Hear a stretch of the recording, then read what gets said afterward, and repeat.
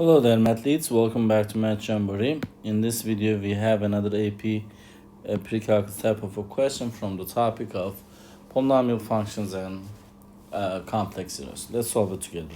The polynomial function p of x is equal to x minus 5 times x squared minus 10x plus 25. Which of the following describes the zeros of p? To solve this kind of questions, we will need to find the roots of the polynomial function. To do that, we're going to use factors. We're going to make factors equal 0. Then we will solve for x. Let's dive into it. So this is the first factor and the second factor.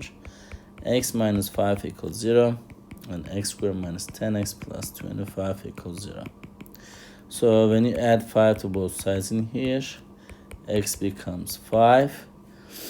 And if you will factor this out, x and x and 5 and 5, when you multiply 5 and 5 you get 25, but when you add them you don't get negative 10. To do that you will need to use both negative, so this can be written as x minus 5 times x minus 5 equals 0.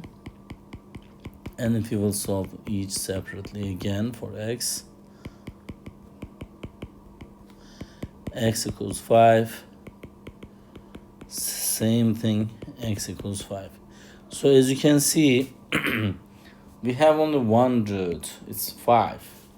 So the correct answer will be choice C for this specific question.